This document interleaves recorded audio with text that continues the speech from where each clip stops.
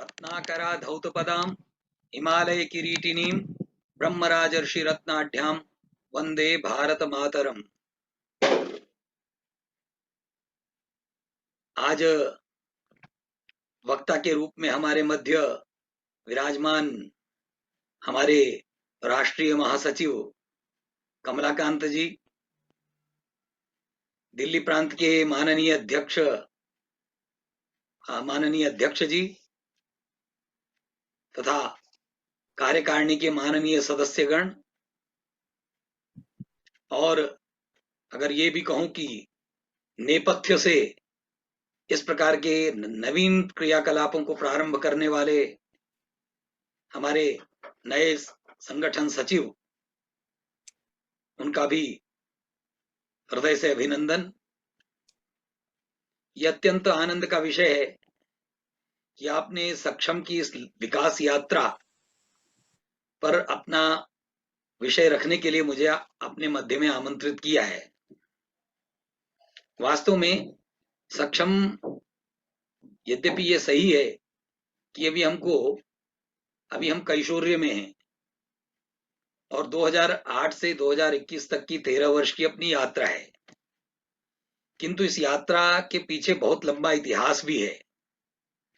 और यद्यपि ये बहुत अधिक कालखंड की अपेक्षा रखता है, किंतु फिर भी मैं प्रयत्न करूंगा कि संक्षेप में इस विषय को आपके सामने उपस्थित करने का प्रयत्न करूं। परंतु इस विषय में ये महत्वपूर्ण है कि थोड़ा और अगर हम इतिहास में जाएं तो जिस संगठन की प्रेरणा से हम सक्षम के रूप में कार्य कर रहे हैं, राष्ट्रीय स्वयंसेवक संघ, उसकी विशेष प्रेरणा रही है। और उस दृष्टि से अगर हम विचार करें तो 1930 में वामनराव वाडेगावकर जी, जो कि महाराष्ट्र नागपुर में थे, उन्होंने ब्लाइंड रिलीफ एसोसिएशन की स्थापना की थी और परम पूजनीय गुरु जी उसमें छात्रों को पढ़ाने के लिए जाते थे और स्वयं साइकिल पर बैठकर, साइकिल पर वाडेगावकर जी क्योंकि दृष्टिबाधित थे तो उनको साइकिल पर ले जाते थे। इस दृष्टि से ये बड़ा महत्वपूर्ण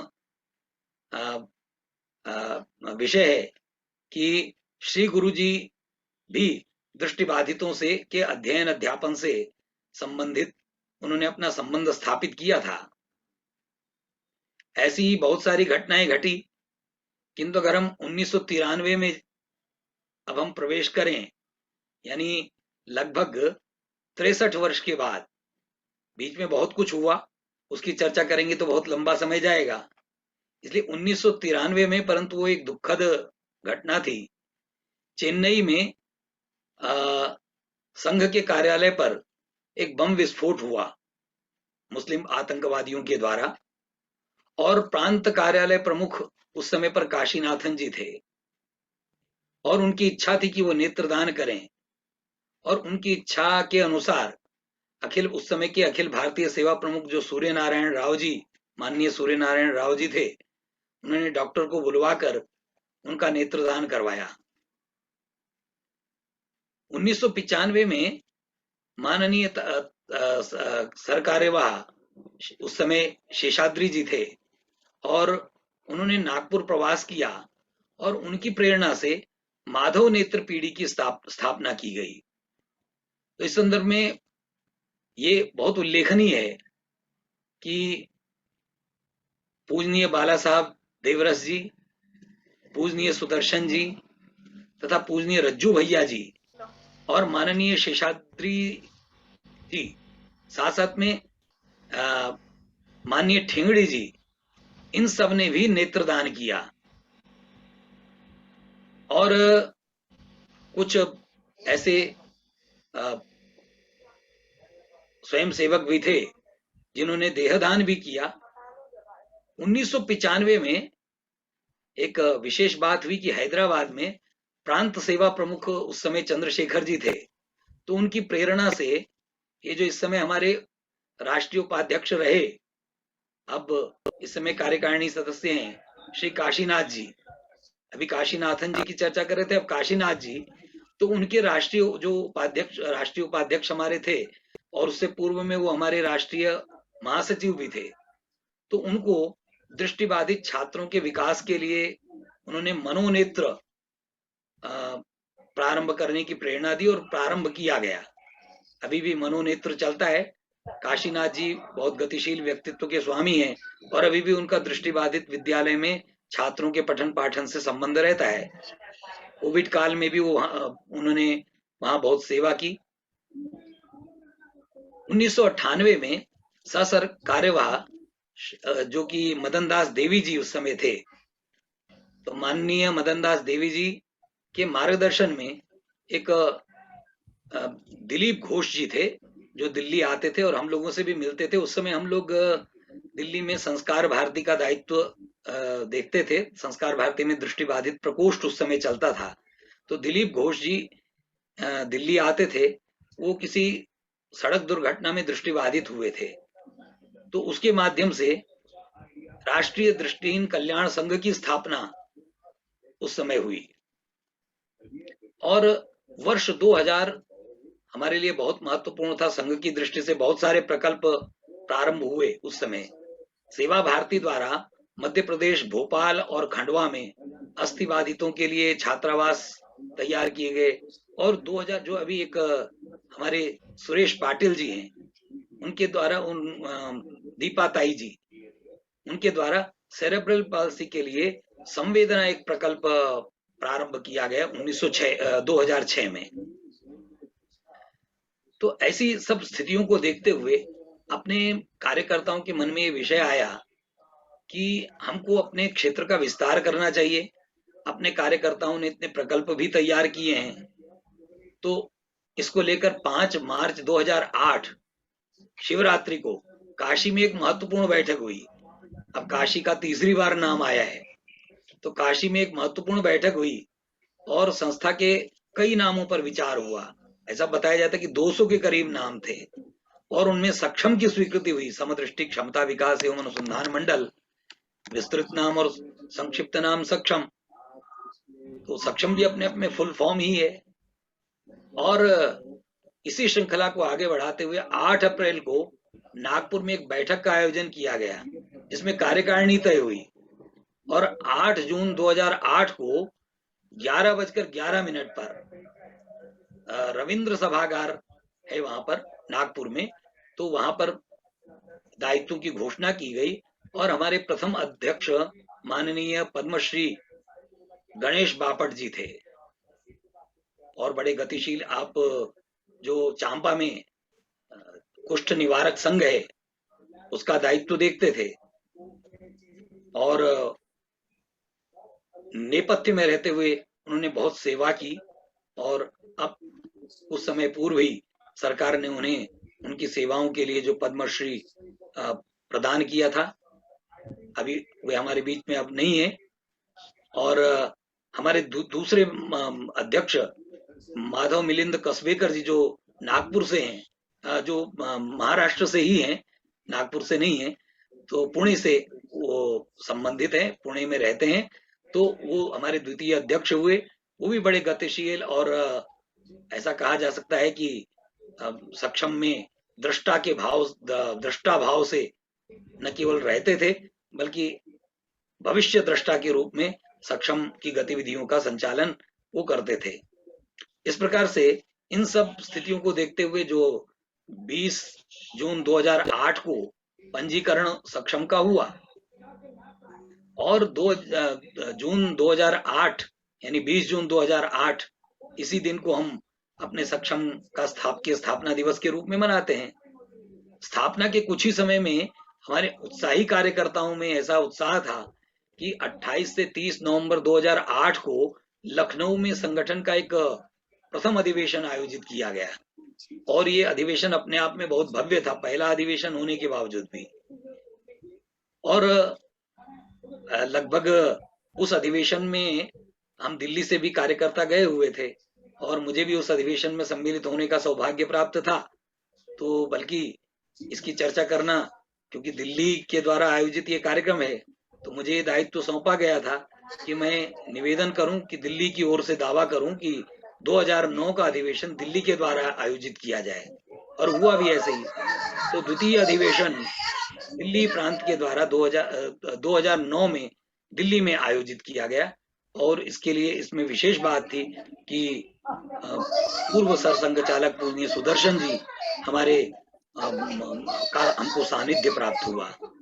इसी प्रकार से एक जो अधिवेशन हुए, जैसे तृतीय अधिवेशन स्वयं नागपुर में हुआ, चतुर्थ अधिवेशन देहरादून में हुआ, सब अधिवेशन एक दूसरे से अधिक भव्य होते रहे। फिर काशी में अधिवेशन हुआ, छठा अधिवेशन अलवर राजस्थान में हुआ, सप्तम अधिवेशन जबलपुर मध्य प्रदेश में हुआ, और अष्टम अधिवेशन जो कन्याकुमारी में हुआ 2015 में, वो उसी भव्यता की दृष्टि से और अधिक भव्य सिद्ध हुआ। और कन्याकुमारी में विवेकानंद केंद्र में हम लोग उस अधिवेशन में थे, और उसमें सक्षम की रीति नीति को नवीन स्वरूप प्रदान करने का प्रयत्न और किया गया। परंतु उसके बाद ये 8वां अधिवेशन था।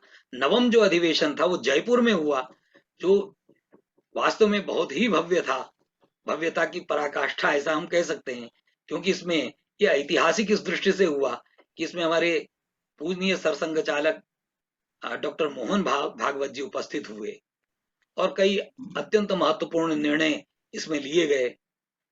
और इस समय से हमारे वर्तमान, वास्तव में जो हमारे 2 संगठन मंत्री इस समय, पहले संगठन मंत्री हमको आ, आ, अपने प्राप्त हुए, उन्होंने भी बहुत गरिमापूर्ण ढंग से सक्षम को आगे बढ़ाया। और इस दृष्टि से हमारे वर्तमान संगठन मंत्री जी ने उस कार्य को निरंतरता की दृष्टि से और बहुत गतिशीलता के साथ आगे बढ़ाया। डॉक्टर कमलेश जी हमारे पहले संगठन मंत्री थे, डॉक्टर सुकुमार जी आप सब परिचित हैं। और उसमें ये तय हुआ आगे चलकर कि ये अधिवेशन, क्योंकि अब सक्षम की संख्या, सक्षम के सदस्यों की संख्या निरंतर बढ़ रही है, काम भी बढ़ रहा है, इसलिए ये तय हुआ कि प्रथम वर्ष जिला अधिवेशन हो, और फिर प्रांत अधिवेशन हो, और तीसरे वर्ष राष्ट्रीय अधिवेशन हो। ये 2015 में के बाद ये तय हुआ, और इसी कारण से 2018 में हमारा जो अधिवेशन है वो जयपुर में हुआ। और इस बीच में कार्यशालाएं भी, हमारी कार्यशैली बदली, तो कार्यशालाओं का भी आयोजन हुआ। कार्यशैली ऐसा कहें कि उनका परिष्कार हुआ। पहले की कार्यशैली भी अद्भुत ही थी। पहले हमारे जो कार्यकर्ता थे उनको सदैव काम दिया जाता था सदस्यता संवर्धन और नेत्रदान पर अधिक बल देने के लिए, नेत्रदान प्रमाण पत्र, संकल्प पत्र भराने के लिए, और इसी में हमारे कार्यकर्ता रहते थे। किंतु अब सक्षम का काम बढ़ा, उस दृष्टि से कुछ परिवर्तन हुआ। बड़ी महत्वपूर्ण कार्यशालाओं का भी आयोजन हुआ। एक वर्ष में 5-5, 6-6 कार्यशालाएं विभिन्न दृष्टिबाधित, बुद्धिबाधित, अस्थिबाधित आदि के लिए आयोजित हुई। आज स्थिति ये है कि इन गतिविधियों के परिणाम स्वरूप 43 प्रांतों में, हमारे जो संघ की दृष्टि से 43 प्रांत है, 43, उनमें कार्यकारिणियां हैं। लगभग हमने विभिन्न गतिविधियों के माध्यम से 300 जिलों तक अपनी पहुंच बनाई है। अभी यात्रा बहुत लंबी है, 700 से अधिक जिलों तक हमको पहुंचना है। इस दृष्टि से एक महत्वपूर्ण कार्य हुआ, प्रकोष्ठ योजना हमने प्रारंभ की, क्योंकि सभी प्रकार की दिव्यांगताओं पर कैसे काम किया जाए, ये हमारे लिए एक चुनौती का विषय था। और लगभग पहले 5 प्रकोष्ठ हुए, और फिर आरपीडी जब अस्तित्व में आया, आरपीडी कानून, rights for persons with disability, तो ये 2016 में, तो उसमें प्रकोष्ठ योजना में हमने, जैसा हमारी दृष्टिबाधित प्रकोष्ठ है, ये इसमें यहाँ भी ये भी उल्लेख करना आवश्यक है कि हमारी जो प्रकोष्ठ योजना है, इसका जो बिंदु है, बीज है, वो सुझाया हमारे द्वितीय राष्ट्रीय अध्यक्ष मिलिंद कस्बेकर जी ने, और उसको जो गति के साथ, बहुत व्यवस्था के साथ हमारे संगठन मंत्री ने एक नया स्वरूप प्रदान किया। अन्य संगठन मंत्री जी निरंतर प्रवास पर रहते हुए संगठन के विस्तार में इस तरह से लगे रहे कि हमारे लिए अत्यंत हर्ष का विषय है कि आज हमको 10 पूर्णकालिक कार्यकर्ता, लगभग 10 कार्यकर्ता हमको पूर्णकालिक ऐसे संगठन मंत्री के रूप में हमको प्राप्त हैं। तो ये जो प्रकोष्ठ है, दृष्टि बाधा के क्षेत्र में दृष्टि है, श्रवण बाधा के क्षेत्र के लिए प्रणव है, अस्थि बाधा क्षेत्र के लिए चरैवेति, कुष्ठ बाधा क्षेत्र के लिए सविता, बुद्धि बाधा के लिए धीमहि, रक्त बाधा से संबंधित जो विभिन्न समस्याएं हैं उनके लिए प्राणदा। ये हमने ये जो आरपीडी एक्ट के बाद ये योजना तैयार हुई कि प्राणदा को एक प्रकोष्ठ के रूप में विकसित किया गया। और मानसिक मंदता के लिए चेतना, ये 2 प्रकोष्ठ बाद में जुड़े। जबकि ये हमारे लिए आनंद का विषय है कि चांपा में एक बार हमारी बैठक हुई थी। चांपा बहुत विशेष केंद्र है जहाँ पर जिनकी चर्चा हमने की, बापट जी जो अपने प्रथम अध्यक्ष थे। तो वहां पर एक बैठक आयोजित की गई जिसमें हमने कुष्ठ बाधा को अपना एक महत्वपूर्ण प्रकोष्ठ माना। और शिवाजी उसके अभी तक बहुत सेवा भावी ऐसे कार्यकर्ता हैं जिन्होंने लगभग 150 से 200 तक ऐसे कुष्ठ बाधित बंधुओं के का शवदाह अपने हाथ से किया। अभी भी देश भर में भ्रमण करते हैं। तो ऐसे एक हमारी योजना इस समय में आई, दिव्यांग सेवा केंद्र की योजना। लगभग 2015 के आसपास ही इस प्रकार का विषय आया। अब हम ऐसा मानने लगे कि वही जिले को हम सफल जिला मानेंगे जहां दिव्यांग सेवा केंद्र की स्थापना हो। वो हमारी एक महत्वपूर्ण पहचान है। उसका पूरा परिचय मैं आपके सामने नहीं रख रहा हूँ क्योंकि मुझे आपने सक्षम का जो दायित्व सौंपा है, सक्षम का जो इस समय जो विकास यात्रा को बताने का दायित्व आपने सौंपा है, तो एक एक चीज पर अगर मैं अपना विषय रखूं तो वो तो दिन भी कम पड़ेगा। पर्व और उत्सव जो हमने 7 तय किए थे उसमें भी हमने कुछ नया जोड़ा। अष्टावक्र जयंती आप सबने इस वर्ष मनाई है। और ये एलसीडी जो लेप्रोसी क्योर्ड बट डिफॉर्म्ड, ऐसा हम लोग कहते हैं, जो अस्थि बाधा से मुक्त तो हो चुके किंतु उन पर उसकी कुछ निशान रहता है, कुछ विकृति आ जाती है, किंतु वो उनमें लेप्रोसी नहीं रहती है। समाज उसके प्रति धारणाग्रस्त रहता है। तो उनके लिए जो 15 दिन का फोर्टनाइट ऐसी यात्रा रहती है, आयोजन पूरे देश में होता है।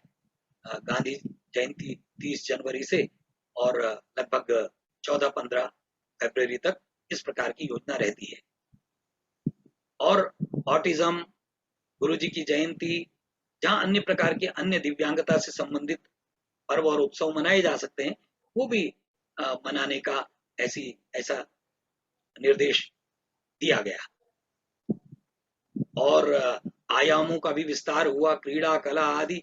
परंतु उसके अधिकारी के रूप में तो हमारे मध्य में हमारे राष्ट्रीय महासचिव जी हैं, वो इस विषय में आपको चर्चा करेंगे। तो युवाओं और महिलाओं की टीमें स्थान स्थान पर निर्मित हुई।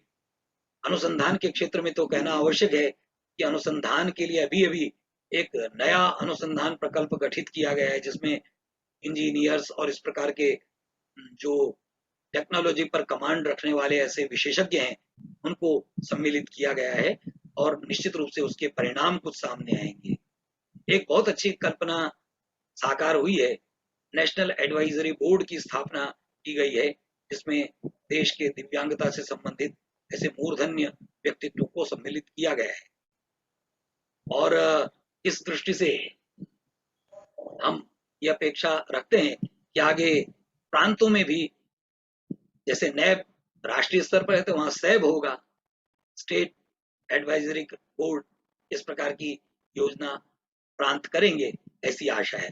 प्रकल्पों का विस्तार भी हो रहा है। आप दिल्ली में तो आप जानते ही हैं, बाबा साहब सेवा केंद्र तो बहुत पुराना है, प्रारंभिक सेवा केंद्र है बाबा साहब आपटे सेवा केंद्र। अभी आपने छात्रावास की भी स्थापना की है जो बहुत अच्छा चल रहा है पहले। और इस दृष्टि से ये भी बताना आवश्यक है कि पत्रिका सेवा दृष्टि पहले चलती थी और वो राष्ट्रीय स्तर पर एक पत्रिका थी, दिल्ली ने भी सेवा दृष्टि पत्रिका निकाली थी, किंतु अब दिल्ली को फिर नई पत्रिका प्रारंभ करनी होगी, ऐसी आशा है। अभी एक पुस्तक केंद्र की ओर से प्रकाशित हुई है, सक्षम एक परिचय, वो भी आपके लिए बहुत उपयोगी है। उसका भी मैंने आपसे चर्चा करते हुए कुछ सहारा लिया है।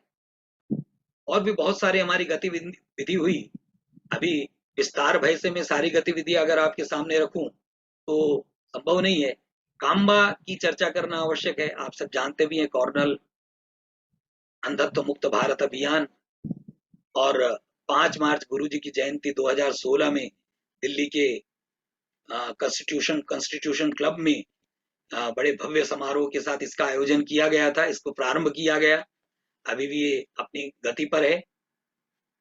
कुंभ के विषय में आप परिचित ही हैं, परंतु 2 कुंभों के विषय में आप बहुत अच्छी तरह परिचित हैं। उससे पहले के कुंभ की मैं चर्चा कर देता हूँ। 2 कुंभ आप भली भांति परिचित हैं। उससे पहले उज्जैन में भी एक कुंभ हुआ, जिसमें सक्षम की एक ऐसी विशेष भूमिका थी कि वहां के प्रांत के कार्यकर्ताओं ने योजना बनाई और दिव्यांग जनों को स्नान आदि जो उसके लिए जो उस पर्व में होते हैं, इस प्रकार की गतिविधियों में सम्मिलित किया। उसके बाद ही ये और भव्य रूप लेता गया।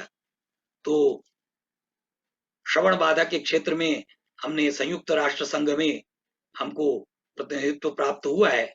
ये अत्यंत आनंद का विषय। प्रारंभिक 2 वर्षों में ही 25,000 से अधिक शिशुओं का परीक्षण करने के कारण ये जो उपलब्धि है, संयुक्त राष्ट्र संघ के वर्ल्ड हेल्थ ऑर्गेनाइजेशन WHO में वर्ल्ड हेल्थ फोरम में हमको प्रतिनिधित्व प्राप्त हुआ। इसके अतिरिक्त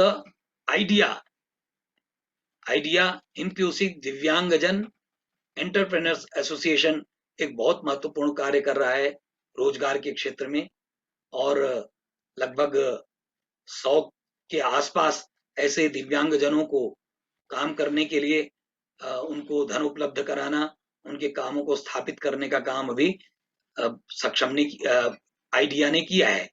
कोविड काल में स्कैन की गतिविधियों से आप भली भांति परिचित हैं।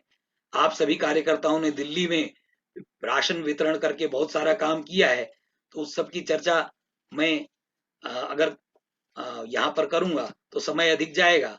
इसलिए ये विस्तार भय से बस केवल इतना कहना आवश्यक समझता हूँ कि 2020 और 21 में कोविड काल में बहुत सारी गतिविधियों का हमने आयोजन किया। ऐसा लगा कि सक्षम की गति पहले से भी अधिक तेज हुई। तो निश्चित रूप से आपने ये जो आयोजन किया है बहुत महत्वपूर्ण है, और यह एक मील का पत्थर सिद्ध होगा, ऐसी मैं आशा करता हूं। और इसी के साथ अभी कहने को यद्यपि बहुत कुछ था, किंतु संभव नहीं है इस कालावधि में जितना कुछ आपके सामने में रख पाया। अपनी क्षमता के अनुसार उसको आप उसके आधार पर अपनी गतिविधियों को संचालित करने में आपको कुछ सुविधा होगी, ऐसी आशा और विश्वास रखते हुए मैं आप सब कार्यकर्ताओं के प्रति, हम सब मूलतः कार्यकर्ता हैं, इस भाव को ध्यान में रखते हुए सेवित भी सेवक बन जाएं, इस भाव से हम काम करते रहें, सेवितों को सेवक बनाते रहें। बस इसी के साथ मैं अपने विषय को पूर्ण करता हूं। सक्षम भारत, समर्थ भारत, भारत माता की जय।